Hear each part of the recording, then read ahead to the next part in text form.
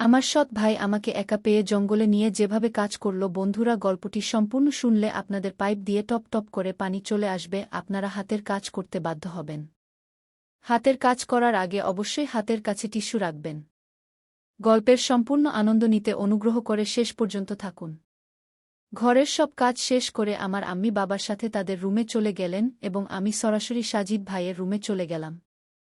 আমি সাজিদ ভাইয়ের রুমে ঢুকতেই দেখলাম তিনি জানালার পাশে দাঁড়িয়ে আছেন। আমি রুমে ঢুকে ভিতর থেকে দরজা বন্ধ করে সাজিদ ভাইয়ের কাছে পৌঁছালাম। আমি সাজিদ ভাইয়ের চোখে অশ্রু প্রবাহিত হতে দেখলাম।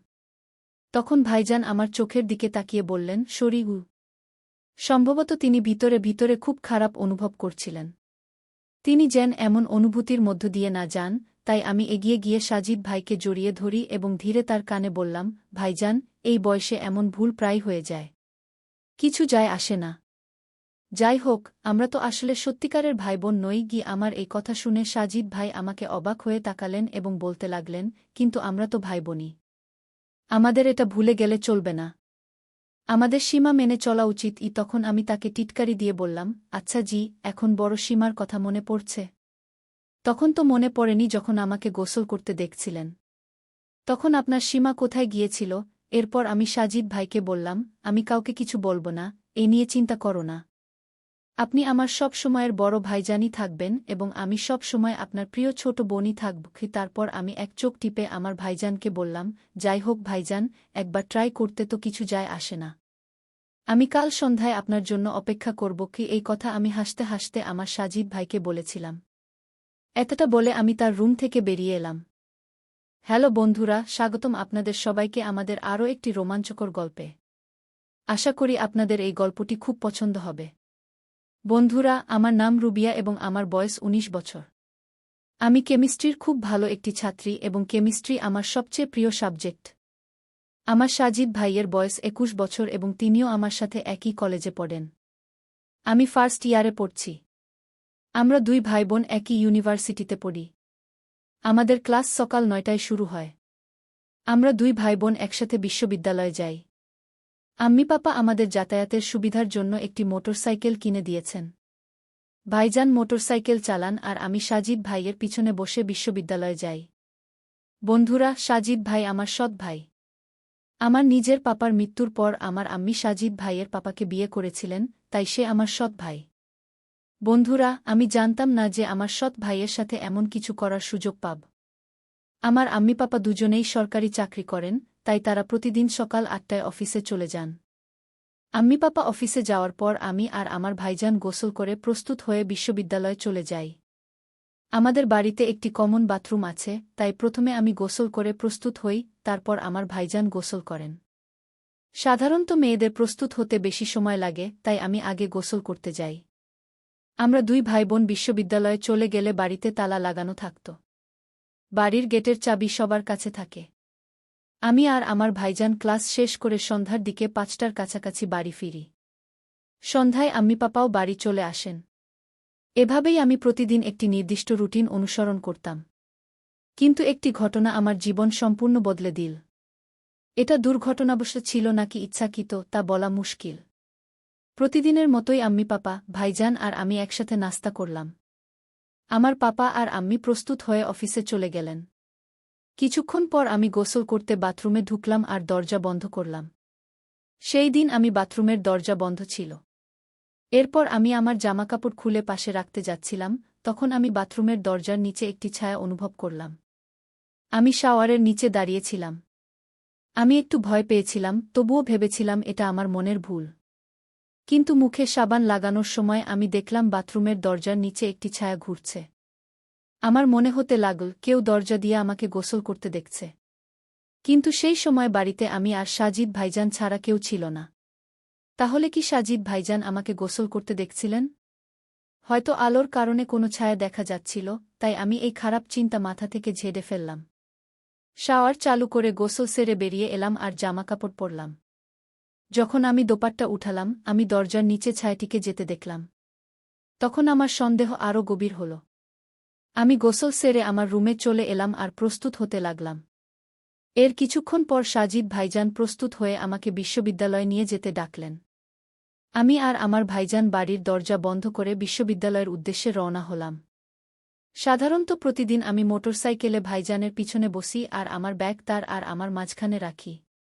কিন্তু সেই দিন আমি আমার ব্যাগ আমার পিছনে রেখেছিলাম। হয়তো আমি সেই দিন এক অন্য জগতে হারিয়ে গিয়েছিলাম। সেই দিনের অনুভূতি এতটাই ভালো ছিল যে তা কথায় বর্ণনা করা যায় না। পরের দিন সকালে আমি ভাবতে লাগলাম, কিভাবে বিশ্বাস করব যে সাজিদ ভাই আমাকে বাথরুমের দরজা দিয়ে গোসল করতে দেখেছিলেন কিনা। অনেক ভেবেচিন্তে আমার মাথায় একটি আইডিয়া এল। আম্মি পাপা অফিসে যাওয়ার পর আমি আমার মোবাইলের ক্যামেরায় ভিডিও রেকর্ডিং চালু করে বাথরুমের বাইরে এমন জায়গা রেখে দিলাম যেখানে কেউ যদি দরজা দিয়ে আমাকে গোসল করতে দেখে তাহলে তার রেকর্ডিং হয়ে যাবে। ক্যামেরা রেখে আমি বাথরুমে গেলাম আর দরজা ভেতর থেকে বন্ধ করলাম। দরজার দিকে তাকাতেই আমি আবার একটি ছায়া দেখতে পেলাম। ছায়া দেখেই আমি বুঝে গেলাম যে কেউ হোক না কেন সে ক্যামেরায় ধরা পড়েছে। এভাবেই আমি গোসল করলাম। গোসল শেষে আমি বাথরুম থেকে বেরিয়ে এসে মোবাইল ফোন নিয়ে আমার রুমে চলে গেলাম। ভিডিওটি শুরু করে দেখলাম আমি বাথরুমে ঢোকার পর দরজা বন্ধ করেছি, আর কিছুক্ষণ পর আমি যা দেখলাম তাতে আমার বিশ্বাস হচ্ছিল না। আমি ভাবছিলাম এ কিভাবে সম্ভব। এরপর আমি আর সাজিদ ভাই বিশ্ববিদ্যালয়ের উদ্দেশ্যে রওনা হলাম। আমি সাজিদ ভাইকে মোটরসাইকেলের পিছন থেকে জড়িয়ে ধরে ভাবছিলাম ভাইজানকে ভিডিওটি কিভাবে দেখাব। তখন সাজিদ ভাই বললেন, বাইকে ভয় পাচ্ছ নাকি? আমি বললাম, না ভাইজান। ভাইজান বললেন, তাহলে এত জোরে আমাকে ধরে রেখেছ কেন? তখন আমি সাজিদ ভাইকে বললাম, জানি না ভাইজান, আজ আমার খুব ভয় লাগছে। দুপুরে আমি বাড়ি ফিরলাম। সারাদিন আমার মাথা এদিক ওদিক ঘুরছিল। আমি এখন একদম আমি বুঝতে পারছিলাম না কিভাবে আমি সাজিদ ভাইকে এই ভিডিওটি দেখাব। রাত প্রায় 10টার দিকে আমি বিছানায় শুয়ে এপাশপাশ করছিলাম, আমার একদম ঘুম আসছিল না। তখন আমি আমার ভিডিওটি চালু করলাম এবং আবার দেখতে শুরু করলাম। হৃদয়ে অনেক সাহস করে আমি আমার ভিডিওটি সাজিদ ভাইয়ের মোবাইলে পাঠিয়ে দিলাম। প্রায় 15 মিনিট কেটে গেল, কিন্তু তিনি ভিডিওটি দেখেননি। আমি ভাবতে লাগলাম সাজিদ ভাই ভিডিওটি কেন দেখছেন না। আমি বারবার দেখতে লাগলাম, প্রায় 1 ঘন্টা কেটে গেল, কিন্তু সাজিদ ভাই এখনও ভিডিওটি দেখেননি। সাজিদ ভাই কি ঘুমিয়ে গেছেন নাকি, এই সব কথা আমার মাথায় আসছিল। এক রাত কেটে গেল, কিন্তু আমি কোনো উত্তর পেলাম না। আমি হতাশ হয়ে ঘুমিয়ে পড়লাম। পরের দিন ছিল রবিবার। রবিবার হওয়ায় আম্মি, পাপা, ভাই এবং আমি সবাই বাড়িতেই ছিলাম। আমরা সবাই একসাথে নাস্তা করলাম। নাস্তার সময় আমি সাজিদ ভাইয়ের মধ্যে কোনো পরিবর্তন দেখিনি, এর মানে ছিল সাজিদ ভাই এখনও ভিডিওটি দেখেননি। সকাল 10টায় আমি আমার রুমে বসেছিলাম, হঠাৎ আমার মোবাইলে একটি মেসেজ এল। আমি মোবাইল ফোন তুলে দেখলাম সাজিদ ভাই একটি মেসেজ পাঠিয়েছেন। ভাইজানের মেসেজ দেখে আমার হৃদস্পন্দন বেড়ে গেল। সাজিদ ভাই আমার ভিডিওটি দেখে ফেলেছেন। আমি সাজিদ ভাইয়ের মেসেজের উত্তর দিলাম এবং ভিডিওটি পাঠানোর সাথে সাথেই দেখা হয়ে গেল। আমি বুঝে গেলাম সাজিদ ভাই ভিডিওটি দেখেছেন। আমি কিছুক্ষণ অপেক্ষা করলাম, কিন্তু কোনো উত্তর পেলাম না। আমি আমার ভাইজানের উত্তরের অপেক্ষায় ছিলাম, কিন্তু দুপুর পর্যন্ত আমি কোনো উত্তর পেলাম না। দুপুরে আমরা সবাই একসাথে খেতে বসলাম, তখন সাজিদ ভাই চুপচাপ মাথা নিচু করে খাবার খাচ্ছিলেন। সাজিদ ভাই তার খাবার শেষ করে উঠে গেলেন এবং তার রুমে চলে গেলেন। আমি আম্মি পাপার সামনে সাজিদ ভাইকে বললাম, ভাইজান, আমি কিছুক্ষণ পরে তোমার রুমে আসব, আমার তোমার সাথে পড়াশোনার কিছু বিষয়ে আলোচনা করতে হবে। সাজিদ ভাই কিছু না বলে তার রুমে চলে গেলেন। সবাইজের খাবার শেষ হওয়ার পর আম্মি এবং আমি টেবিল থেকে সব কিছু পরিষ্কার করলাম। সব কাজ শেষ করে আমার আম্মি পাপা তাদের রুমে চলে গেলেন, আর আমি সরাসরি সাজিদ ভাইয়ের রুমে চলে গেলাম। আমি সাজিদ ভাইয়ের রুমে ঢুকতেই দেখলাম তিনি জানালার পাশে দাঁড়িয়ে আছেন। আমি রুমে ঢুকে দরজা ভেতর থেকে বন্ধ করে সাজিদ ভাইয়ের কাছে পৌঁছে গেলাম। আমি আমার ভাইজানের চোখে অশ্রু দেখতে পেলাম। তখন ভাইজান আমার চোখের দিকে তাকিয়ে বললেন, শরীর কি মনে হচ্ছিল তিনি ভেতরে ভেতরে খুব খারাপ বোধ করছিলেন। তিনি যেন এই ধরনের অনুভূতির মধ্য দিয়ে না যান, তাই আমি এগিয়ে গিয়ে তাকে জড়িয়ে ধরলাম এবং ধীরে ধীরে তার কানে বললাম, ভাইজান, এই বয়সে এই ধরনের ভুল প্রায় হয়ে থাকে। কোনো ব্যাপার না, আমরা তো আর সত্যিকারের ভাইবোন নই গি। আমার কথা শুনে সাজিদ ভাই খুব অবাক হয়ে আমার দিকে তাকালেন এবং বলতে লাগলেন, কিন্তু আমরা তো ভাইবোনই না। আমাদের এটা ভুলে গেলে চলবে না, দুজনকেই নিজের সীমার মধ্যে থাকতে হবে। তখন আমি তাকে টিটকারি দিয়ে বললাম, আচ্ছা জি, এখন বড় সীমার কথা মনে পড়ছে। তখন তো মনে পড়েনি যখন তুমি আমাকে গোসল করতে দেখছিলে। তখন তোমার সীমা কোথায় গিয়েছিল? তারপর আমি বললাম, সাজিদ ভাই, তুমি এ নিয়ে চিন্তা করো না, আমি কাউকে কিছু বলবো না। তুমি সবসময় আমার বড় ভাইজানই থাকবে, আর আমি সবসময় তোমার প্রিয় ছোট বোন থাকব। তারপর আমি এক চোখ টিপে সাজিদ ভাইকে বললাম, ভাইজান, যাই হোক, একবার ট্রাই করতে তো কিছু যায় আসে না। কাল সন্ধ্যায় তোমার জন্য অপেক্ষা করব। এই কথা আমি হাসি মুখে ভাইজানকে বলেছিলাম। এতটা বলে আমি তার রুম থেকে বেরিয়ে এলাম, আর তিনি আমাকে খুব অবাক হয়ে তাকিয়ে থাকলেন। সন্ধ্যায় আমরা সবাই মিলে খাবার খাচ্ছিলাম, তখন আম্মি পাপার সামনে সাজিদ ভাই বললেন, ইউনিভার্সিটিতে কোনো ধরনের খেলার আয়োজন হচ্ছে, তাই আমি কাল ইউনিভার্সিটি যাব না। তখন আমার আম্মি বললেন, তাহলে রুবিয়াকেও যাওয়ার দরকার নেই। পাপা বললেন, সাজিদ, তোমার কি কোনো খেলায় আগ্রহ নেই? সাজিদ ভাইজান বললেন, পাপা, আমার ব্যাডমিন্টনে আগ্রহ আছে, কিন্তু সেখানে ব্যাডমিন্টনের আয়োজন হচ্ছে না।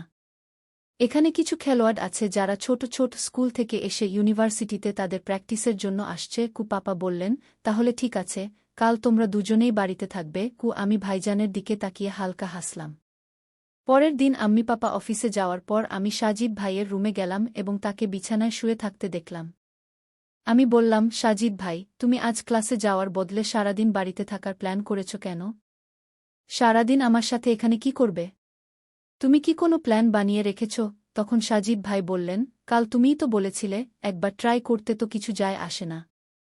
ভুলে গেছ নাকি? তাই আমি ঘরে থাকতে চেয়েছিলাম। তখন আমি হেসে আমার সাজিদ ভাইকে বললাম, ওহ ভাই, তুমি তো বড় স্মার্ট হয়ে গেছ। কাল তো তুমি বড় কুমিরের অশ্রু ফেলছিলে, বড় মর্যাদার কথা বলছিলে। এমন কথা বলে আমি তাকে জ্বালাতে লাগলাম। তখন তিনি দৌড়ে আমার পিছনে ছুটলেন এবং আমাকে ধরে ফেললেন। বলতে লাগলেন, তুমি ঠিকই বলেছ ভাইয়া, আমরা তো কোনো খাঁটি ভাইবোন নই। যাই হোক, একবার চেষ্টা করলে কিছু যায় আসে না আগে। এমন কথা বলে সাজিদ ভাই আমাকে ধরে তার বেডরুমে নিয়ে গেলেন এবং তারপর সব মর্যাদা ত্যাগ করে তার ও আমার ইচ্ছা পূরণ করতে লাগলেন। তাই বন্ধুরা, আজকের গল্প এটাই ছিল। আপনি এই গল্প সম্পর্কে কি বলতে চান তা আমাদের কমেন্টে জানাবেন। ভিডিওটি ভালো লাগলে লাইক করুন, শেয়ার করুন এবং সাবস্ক্রাইব করুন। ধন্যবাদ।